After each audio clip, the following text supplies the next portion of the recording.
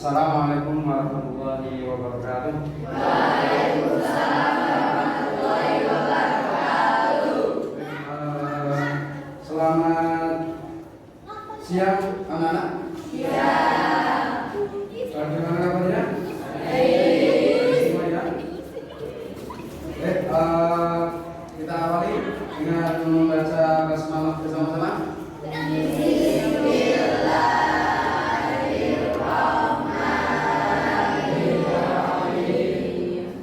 Pada kesempatan siang hari ini, sebelum kita memasuki pelajaran, yaitu pelajarannya adalah Al-Quran Hadis, Bapak dulu ingin mengabsen kehadiran dari kalian. Ya, coba Pak Guru absen. Abid Sardiawan, Ahmad bin Sofiyullah, Sakit, izin. Ahmad Zainuddin, hadir. Airsa Nabila, Ninda, Ratna Ayu, Syifa Putri, Yazid, Zaki Wibowo. Hadir ya. Oke, untuk selanjutnya di sini kita akan memasuki materi bab 1 Al-Quran Hadis. Coba. Kita akan memasuki bab 1 yaitu Al-Quran dan Hadis sebagai pedoman hidup. Sebelum kita masuk ke pembahasan, coba siapa yang tahu apa itu Al-Quran? Ada yang tahu? Al-Quran itu apa? Coba, ya. Al-Quran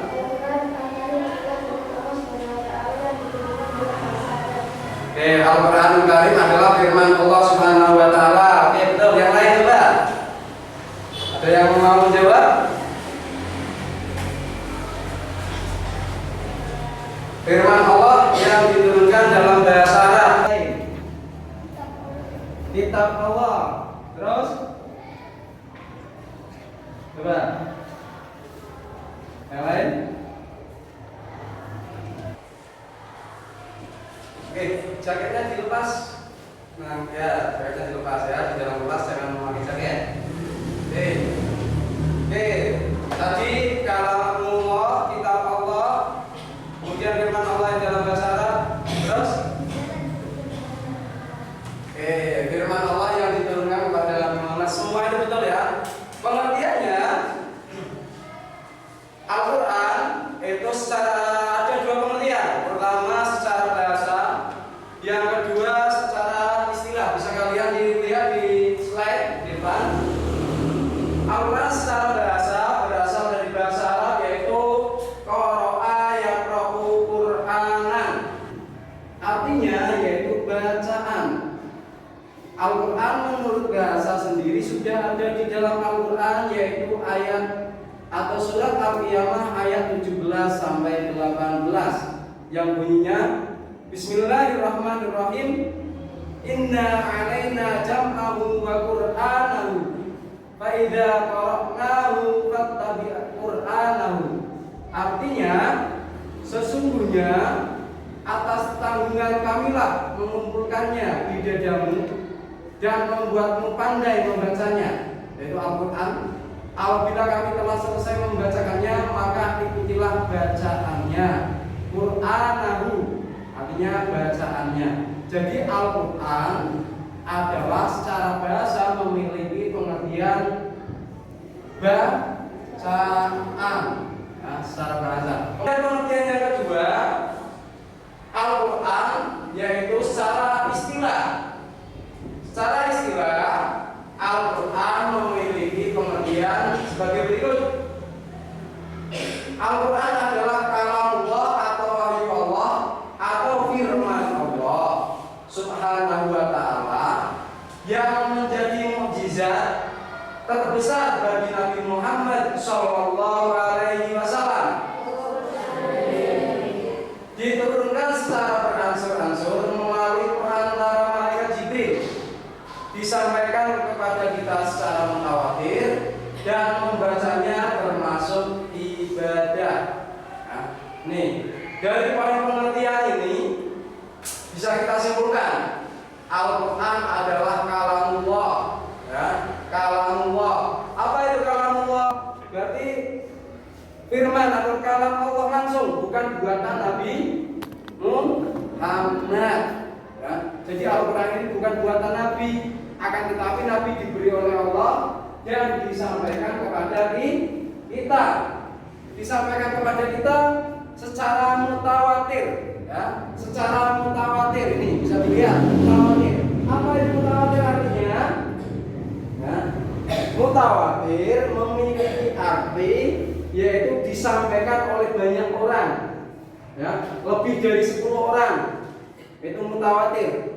Ya, jadi sahabat-sahabat Nabi menyampaikan Al-Quran, Nabi menyampaikan kepada sahabat, kemudian sahabat menghafalkan.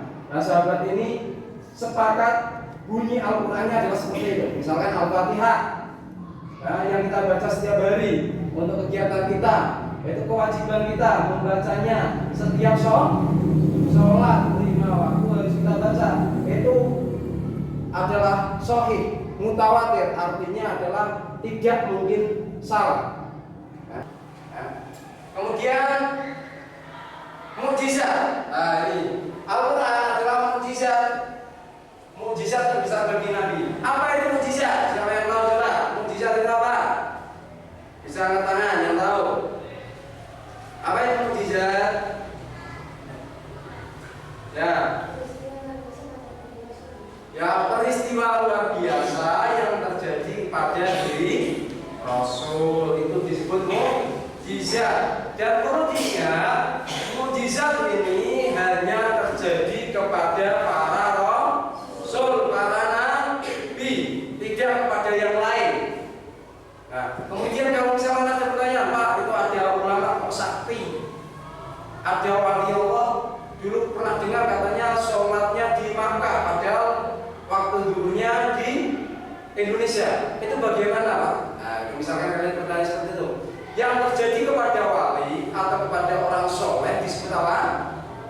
Karomah. Ya, ingat, karomah. Kalau mukjizat itu khusus kepada para nabi dan rasul. Nah, kalau terjadi pada orang soleh disebut karomah. Ya, betul. Kemudian Al-Quran ini sangat istimewa.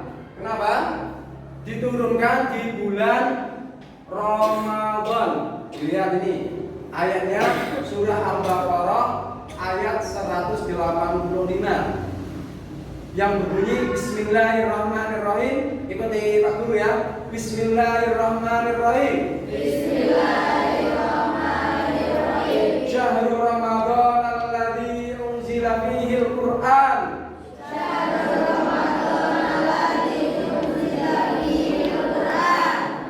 Hudal linnasi wa bayyinatin minal huda wal furqan.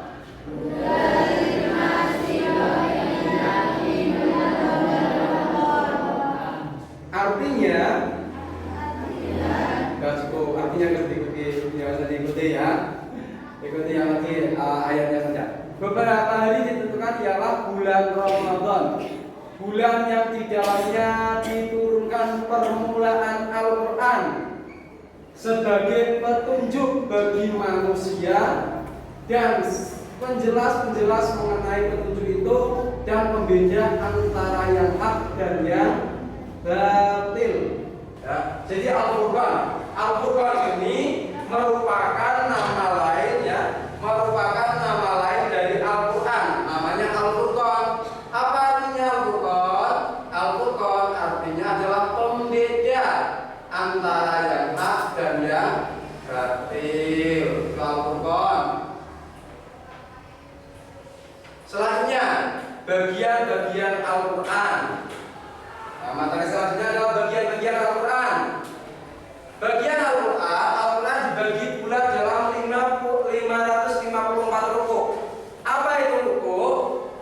Yaitu bagian yang terdiri atas beberapa ayat, surat yang panjang berisi beberapa rukuk, sedangkan surat yang pendek hanya berisi satu rukuk. Satu rukuk kalau kita pahami dan kita ngaji di desa biasanya namanya apa?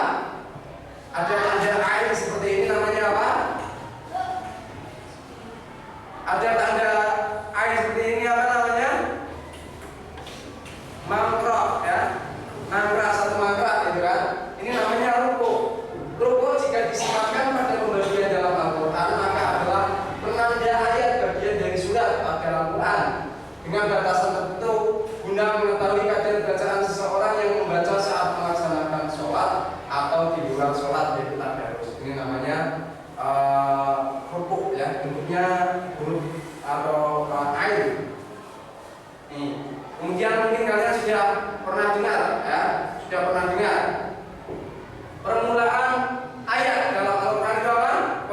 Permulaan ayat surat yang turun itu apa? Masih ingat? Surah dalam Al-Quran yang turun pertama kali Al-Alaq. Ayat berapa? Ayat 1 sampai 5. Oke, ayat 1 sampai 5.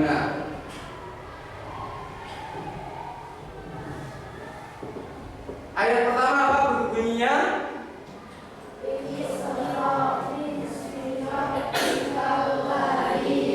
Oke, sudah cukup. Pertama berbunyi Iqra, ya. Saya tuliskan di sini Iqra.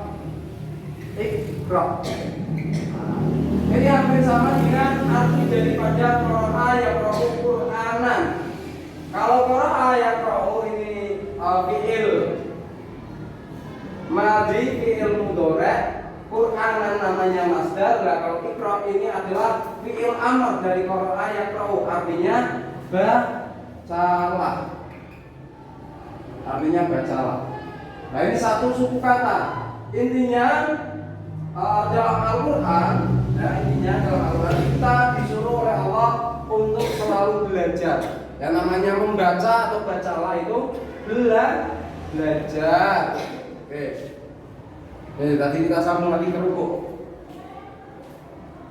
Setelah satu ruku paling tidak kalau kita misalkan tadarusan gitu ya. Kalau kita tadarusan itu selesaikan satu ruku.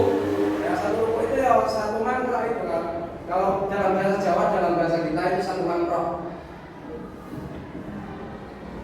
Memahami Al-Quran. Nah, dari berikutnya adalah memahami Al-Quran.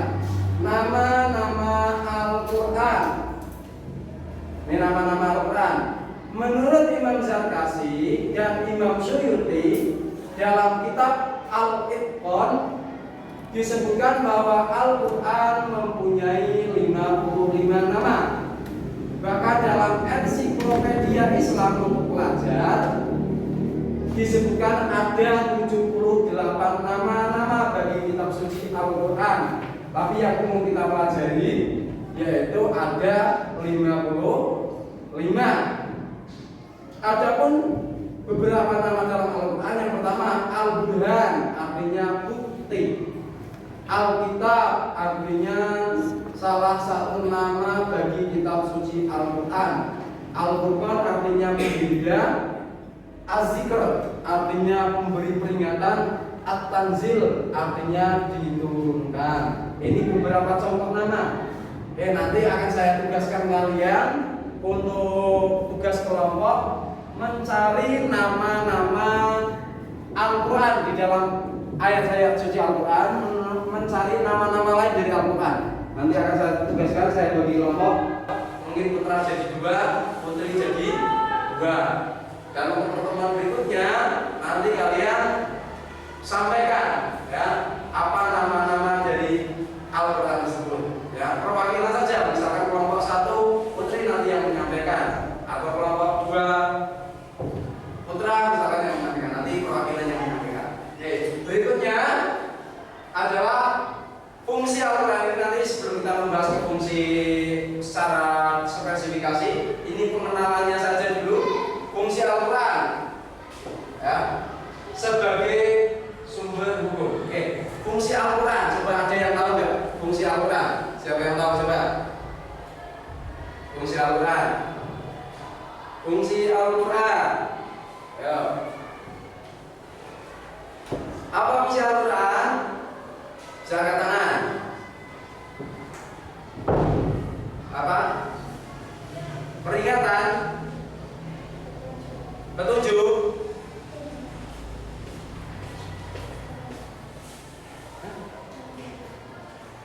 penerang hati. Kok suaranya kecil sekali? Ya, dikeraskan lagi suaranya ya. Penerang hati boleh. Ya, orang yang cinta kepada Al-Quran nanti akan dapat penerang hati, penerang jiwanya. Jiwanya lebih cerah, menjalani kehidupan, menjalani aktivitas lebih semangat. Biasanya seperti itu. Namanya Ini pengenalan saja. Nanti kita akan bahas lebih spesifikasi lagi, lebih jelas lagi di pertemuan pembahasan tentang fungsi Al-Quran dan hadis. Ya, ini sumber hukum. Oke. Wawasan untuk kita, tidak ada karya yang bisa menandingi Al-Quran. Tadi ya, karena Al-Quran adalah kalamullah, maka tidak ada yang bisa menandingi karya Al-Quran, kesempurnaannya. Bahkan Allah sampai menantang kepada semua makhluk yang durhaka kepada Allah. Zaman dulu ya, zaman dulu sampai ada kan umat Rasulullah yang kepada Rasulullah membuat tandingan Al-Quran atau membuat Al-Quran palsu. Pernah dengar? Mungkin pernah dengar di pelajaran SKI. Siapa yang pernah membuat Al-Quran palsu atau surah Al-Quran palsu? Yaitu Musailamah Al-Kadzab, mau menandingi Al-Quran bahasanya, tapi dia malahan dijelek-jelekkan karena ayat-ayat yang dibuat dia itu tidak bermakna apapun. Ya, suratnya saya lupa nama suratnya apa itu. Itu namanya Musailamah Al-Kadzab, mau membuat tandingan Al-Quran, tapi yang namanya manusia tidak mungkin mampu karena Al-Quran adalah kalamullah, firman Allah. Ya, jadi tidak mungkin ada makhluk yang mampu. Ini sampai ada tantangan. Qul la in istama'atil insanu wal jinnu ala ya'tu bimithli hadzal qur'ani la ya'tuna bimithlihi walau kana ba'du libadhira. Artinya sesungguhnya jika manusia dan jin berkumpul, semua manusia dan jin berkumpul untuk membuat yang serupa dengan Al-Quran ini, kata Allah, niscaya mereka tidak akan dapat membuat yang serupa dengan Al-Quran, sekalipun sebagian mereka menjadi penolong sebagian yang lain. Walaupun satu dunia ini berkumpul, ya, manusia, jin, ya, berkumpul untuk membuat tandingan Al-Quran, tidak ada yang mampu karena kesempurnaan Al-Quran. Ya, karena ilmu Allah itu sangat luas. Bahkan dalam surah surah Luqman, kalau tidak salah, Allah menyampaikan bahwasanya kalau seandainya lautan ini dijadikan sebagai tinta, semua lautan yang ada di dunia, berapa banyak bisa kita bayangkan? Tintanya berapa banyak? Tidak bisa kita bayangkan. Dan tanaman, pepohonan dijadikan sebagai pena, ilmu Allah tidak akan pernah habis. Karena ilmu Allah yang diberikan di dunia ini oleh kepada kita, penemuanlah ilmuwan ini itu adalah sebagian kecil dari ilmu Allah yang diberikan kepada makhluknya. Ya, oke. Sampai sini ada pertanyaan? Nah, ini adalah tadi untuk pengertian Al-Quran. Coba ada yang ditanyakan? Silakan kalau ada yang mau ditanyakan. Boleh. Tidak ada? Tugas kalian, tugas kelompok, nanti saya bagi aja biar mudah. Ya, biar mudah. Ini yang 1, 2, 3 jadi kelompok 1 putra, 1, 2, 3 jadi kelompok 2 putra. Ini juga sama, 1, 2, 3. Ini jadi kelompok 1 putri, 1, 2, 3 jadi kelompok 2 putri. Nanti tugasnya adalah tadi mencari nama-nama yang ada di dalam Al-Quran. Nama-nama Al-Quran yang ada di dalam Al-Quran sejumlah 55 ini nanti dicari apa saja. Itu tugas kalian. Paham? Oke, sebelum saya akhiri, ada pertanyaan? Ada pertanyaan? Silakan kalau ada pertanyaan tentang pengertian Al-Quran. Tidak ada? Kalau tidak ada, saya yang tanya. Kalau tidak ada yang tanya, saya yang tanya. Coba. Oke, kesimpulannya tadi itu. Tidak ada? Oke, saya coba sebut nama. Kemudian coba dijawab. Nah.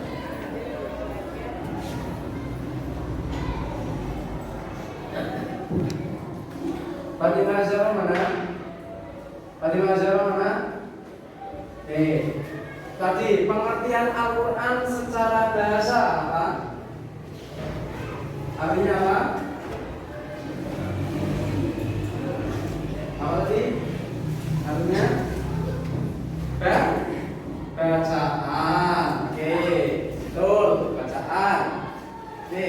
Kemudian kalau pengertian secara istilah, coba pengertian Al-Quran secara istilah. Pengertian Al-Quran secara istilah. Apa pengertian Al-Quran secara istilah? Coba. Nih, pengertian Al-Quran secara istilah apa? Kalamullah yang menjadi mukjizat yang diturunkan kepada Nabi Muhammad. Coba jawab bareng-bareng saja lah. Kurang keras kok. Apa pengertian Al-Quran secara istilah?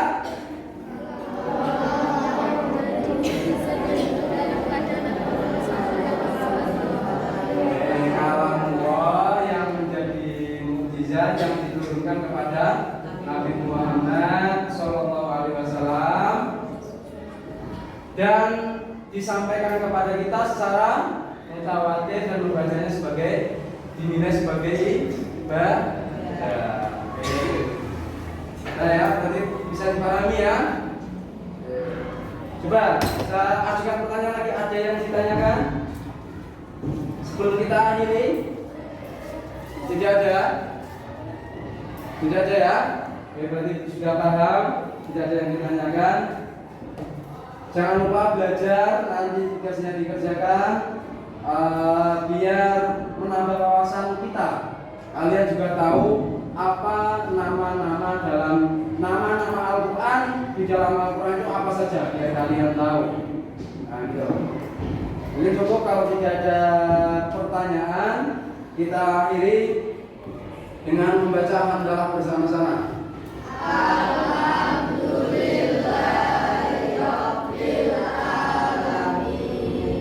Oke, jangan lupa tugas yang dikerjakan selalu belajar, semangat dalam belajar, banggakan orang tua kalian dengan hasil maksimal di sekolahan maupun di rumah. Ya. Assalamualaikum warahmatullahi wabarakatuh.